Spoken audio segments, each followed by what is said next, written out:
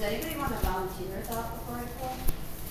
I don't always count on poop. Go for it. So if you don't know that, if you're not strong in a suit of intelligence, then maybe your friend is, and then you guys can work together. Yeah, absolutely. Right? How many of you said something along the lines of it can let you especially in a group or a class situation, you can help each other out, rely on others. Yeah, absolutely. Okay. Other thoughts? Go for it. Can I just saying what I was trying to say? Yeah, absolutely. You didn't get a chance to finish yet. Basically knowing that you're smart at something else can change your life because you don't have to be smart at numbers. Yeah. Nice job. So being able to recognize, we all have potential. And we don't, especially when you're young, you don't necessarily always know what hidden potential you have. One really important aspect to school is exploring all kinds of different activities and subjects and topics. And yeah, it's important to learn all of the skills, but the exposure to all kinds of different stuff, and then you start to learn different strengths and abilities and interests and all of those things. And those things really do help you set your path moving forward. So sometimes it's really easy to get frustrated when something is hard for us, right? That's just a human nature thing. We all have things that are really, really hard for us. But we all also have things that are our strengths and that we're really good at. And we may not know what those things are. We may not have been exposed to them yet. We may not have discovered it yet. But knowing that reality can absolutely be a life-changing thing. And mindset is a really powerful part of any type of success. So kind of having that mindset of, I will find what my strengths are and what my natural interests in all of those things and different types of intelligence. And learning yourself is really important. And having that positive mindset. You have it was the same idea? Yeah, absolutely. All right, so I want you to think about it like this. Be where I am. Don't make me slam you shut because you're going to go there in a minute. Be where I am. Think about it like this. When you guys get put into assigned groups by a teacher, what's the general reaction? Yippee! Yay? Why? Boo. Okay, so there's two sides to it, right? On one side, sometimes you end up in groups where you get to work with your friends, or even just the idea of getting to work with other people, right? That makes any type of task or work easier to do when you can share that with others and you're not just stuck on your What if you own. prefer to work by yourself? Some of us absolutely prefer to work by ourselves, right? So there's a flip side. So sometimes you end up in a group, and number one, you don't want to be in a group at all, and then number two, what other issues do we have? Or complaints do students often have when you get put in an assigned group and you don't get to choose it? You don't like the group. Yeah, you don't want to work with people, or I'm not friends with these people, I don't know these people really well, I don't generally work or talk with these people, so I don't want to in this setting. So that's where, especially at your age, people get really grumpy, and there's a lot of complaining. But I want you to think about from our perspective, okay? And this is a mindset thing. And we are gearing up towards, because we're going to get into our lengthier piece of literature, like I said, and you guys are going to have a big chunk of time as we work through that piece where you are going to be responsible for doing the majority of the work, and it's going to be a group. So, I have you guys in tables, you do short tasks and different, small group type things, but you're going to be in groups for an extended period of time, and you're going to be taking on the load of the work in that group. So the mindset, there's two different mindsets. You can go into it in a really negative mindset, I don't want to work with people and I don't like the people that I'm working with, or you can go into it in a positive mindset, where you are a blend of different strengths. So sometimes students complain that teachers don't put them with their friends for working in a group, but we work well together, we'll actually do the work. I don't see what the problem is. But I want you to think about it from our perspective. When we are assigning and creating groups, right, we are looking at a lot of different, thinking about a lot of different things, right? And it's not always perfect, but we observe you guys all the time. We see different aspects of your personality. We see like with the work that comes in and the things that you do, different strengths and weaknesses that you may have. And we see like every class has its own, like every individual has their own personality. Every class has their own personality, and every group has like a personality as well. So think about when you do have those group type tasks and you don't get to choose who you're working with. By the way, that's how the grown-up world actually works. Right? Like luckily Mr. G and I get along great, but even if we hated each other, we would still be in this room every day for however many years, and it's been a lot of years, okay? You don't get to choose those things. What you do get to choose, though, is your mindset. And one thing that really helps with that is kind of just understanding and realizing this. Being able to respect the fact that you may not be with all of your best friends or people that you have ever really even worked with or talked to, but there is some reason that a teacher groups you together. We see a balance of different abilities and skills and strengths and weaknesses where if you pool those things together, everybody's got this great piece to the puzzle, okay? So that diversity in a group, because think about it, your friends and the people you're closest to, you have a lot of things naturally in common and you know each other really well. With people that you don't typically work with, you don't necessarily realize how much of a benefit or balance that person might actually be to you, right? So there's a lot of things that go into that. Just kind of giving you a little bit of a heads up, right? But that's kind of as you guys mature and like move on into high school and like college or career or job paths or whatever things you do, you're going to work with other people in a variety of different ways. And if you can kind of keep in mind that those diverse strengths and abilities and intelligences work to everybody's advantage and benefit, you can utilize that and you can maximize that and you can get a lot of good out of it. You just have to be willing to do so, okay? Successful groups are generally diverse from each other and willing to work together and pool those abilities and balance each other out and help each other out, all right? Groups that are not successful is a choice. It's simply being unwilling, all right? So that's coming down the line for us pretty soon. I'm gonna have you guys stay in your spiral for just one more quick thing and then I'm gonna share a couple of video clips with you. So there's an article in this unit in our text, and I swapped out the article just for some video clips because the article is really, really lengthy, and it deals with the topic that I'm pretty sure you guys haven't been exposed to yet. So we're going to kind of take a different approach with it, and what I want you to grab in your spiral notebook is just this word and definition, breakdown of the definition. So this is just a quick copy, and then you're done in your spiral. Okay? So, the couple things that I'm going to share with you, the two video clips, each of them are about a condition, if you will, that would fall under the category of neurodivergence. So let's take that word in our spiral, and then this is kind of a little vocabulary thing, kind of like a big fancy word, but if you just break down and understand the pieces, you can figure it out. Okay? So grab that word neurodivergent. And then here's what those pieces break down into. Neuro, anytime you see that, neuro, it has something to do with our nervous system. So for example, a neurosurgeon is a doctor that specializes specifically in operating on the brain and the spine. Neuro, the brain and the spine. So it bounces back to yesterday's article. The brain and the spine are part of our nervous system. Okay? So a neurosurgeon works on those parts of the body. And then the word diverge.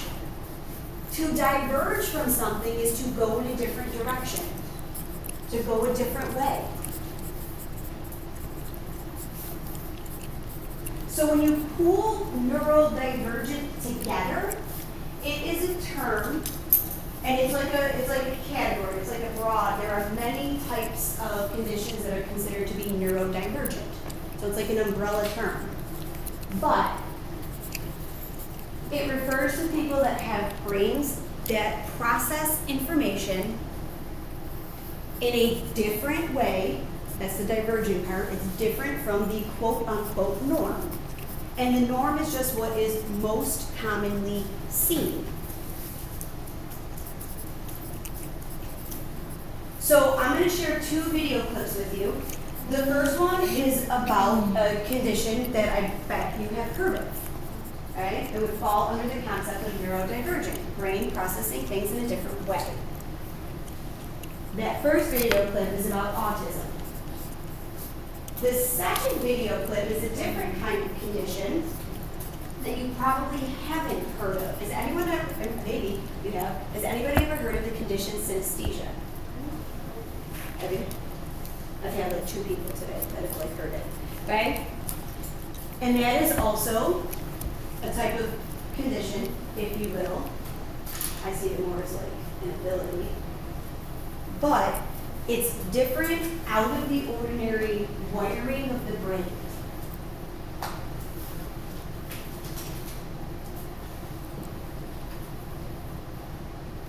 So I want to kind of encourage you guys to continue to break down the stereotypical mold of intelligence and norm and realize just how divergent people really, really are. And sometimes conditions, so to speak, are seen as weaknesses or seen as something that is wrong. Whereas in actuality, it's not that it's wrong or that it's a problem, it's just that it's different from what you commonly see. That doesn't make it something bad. Did I give you enough time to grab that?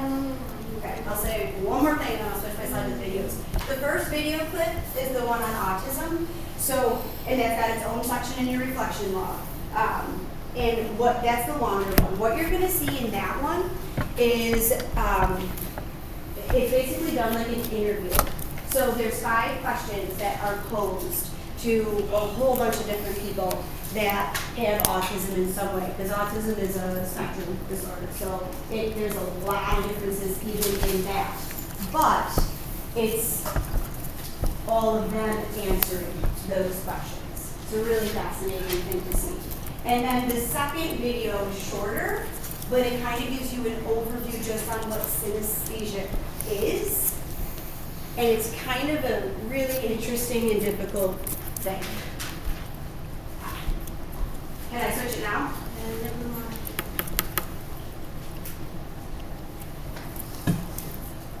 So here's the deal. You're going to follow up in your reflection log for both of these pieces. Depending on you as a student, like for me personally, like I know that I need to like jot stuff down for myself or I don't remember. I'm going to give you all access to the videos no matter what, okay? But like I need to jot stuff down while I watch stuff, otherwise it's completely gone. For others, if they're trying to do that versus watching, like you need to be immersed in watching it and listening to it. And if you're trying to write stuff down or things like that, you lose track of where you are in there. So if you are somebody that likes to jot stuff down and it helps you remember and understand what you're doing, just use your spiral notebook space, all right? But just realize that you have to follow up in your reflection log. So if you want to jot some thoughts to yourself, cool. And if you don't need to, that's fine. Color And is I will give you Tuesday. video clips to follow that up should you need to look at them again. Okay? If I hit play, I'm freaking out. values are kind of different.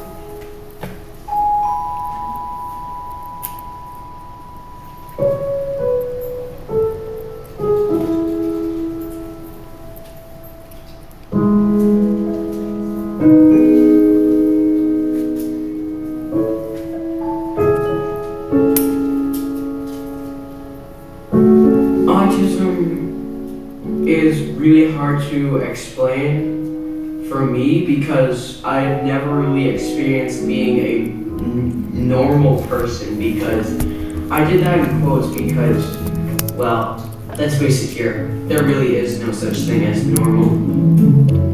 It can be a lot of different things. It's a spectrum. Not everyone has every single symptom. You can tell from someone's like face they have autism. Autism is how someone's brain is wired. Like it's just part of your perception of the world.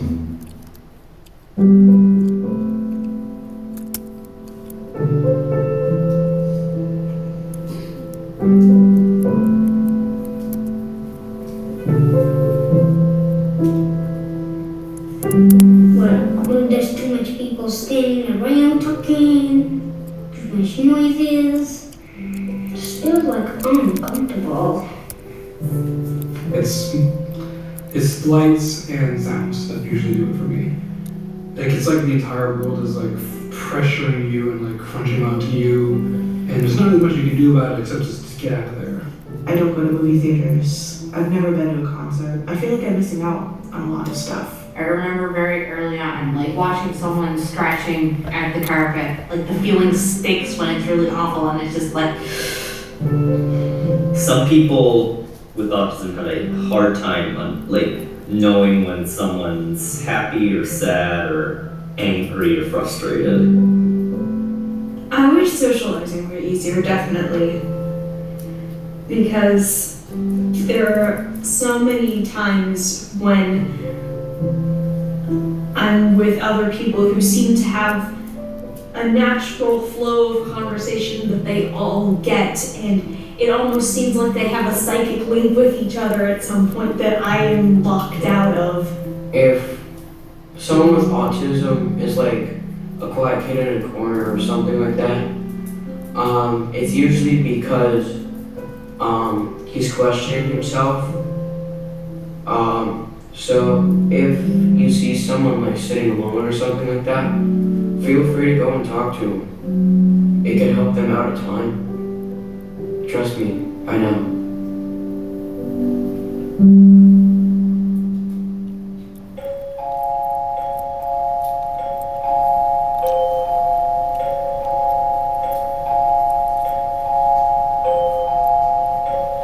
Autistic people don't want to be talked down to, first of all.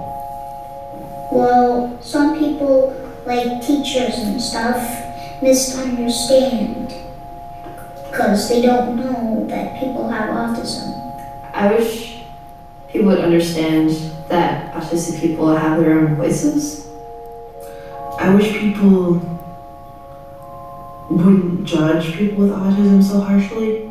I want to know which person knows where autism comes from. Lotus cured is in quotes.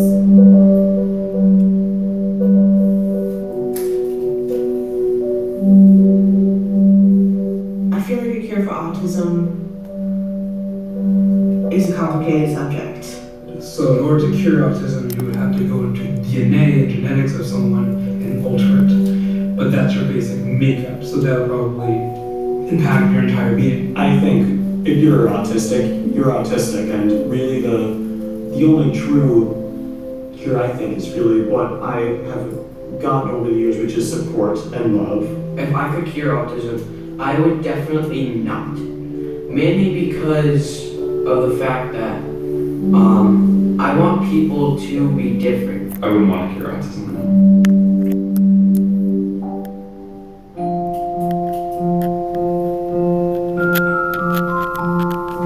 As they answer, think about all those I'm really different good types at a of lot of intelligence. I am good at thinking a lot. Good at writing stories, like the beginning and endings. I'm just not very good at filling them in. I'm good at, I'm told I have a pretty good sense of humor. I'd like to think I have a good sense of humor. I went to music school for 6 years in vocal performance. I was a 3D animation major for 3 years. I'm good at, Creative writing, fiction, and medieval fantasy. fishing, taking a walk, riding my bicycle, playing the piano, taking the train, reading, dancing, no, that's all I have. A lot of people with autism are able to do something. I would like to live independently. I've always wanted to be a writer. I also want to make the world a better place. I don't just see one future, I see many possibilities for my future. People with autism are people, too. That about sums it up.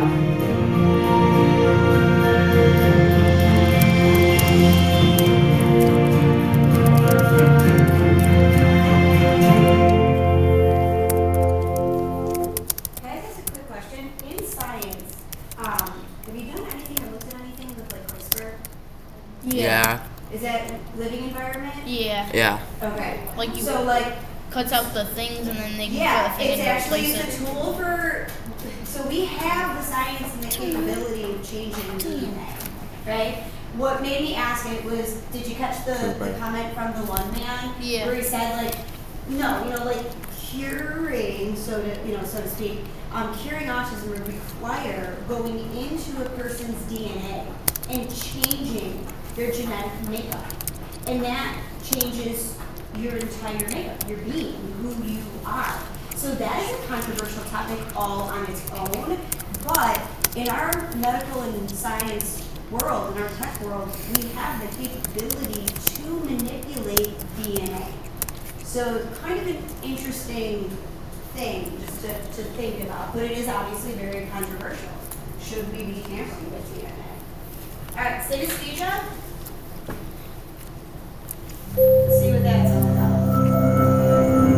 Another type of wiring in our brain. But this one's quite rare. Imagine a world in which you see numbers and letters as colored, even though they're printed in black, in which music or voices trigger a swirl of moving colored shapes, in which words and names fill your mouth with unusual flavors. Jail tastes like cold, hard bacon, while dairy tastes like earwax. Welcome to synesthesia, the neurological phenomenon that couples 2 or more senses in 4% of the population. A synesthete might not only hear my voice, but also see it, taste it, or feel it as a physical touch. Sharing the same root with anesthesia, meaning no sensation, synesthesia means joint sensation. Having one type, such as colored hearing, gives you a 50% chance of having a second, third, or fourth type. 1 in 90 among us experience graphemes, the written elements of language like letters, numerals, and punctuation marks, as saturated with color. Some even have gender or personality. For Gail, 3 is athletic and sporty. 9 is a vain, elitist girl.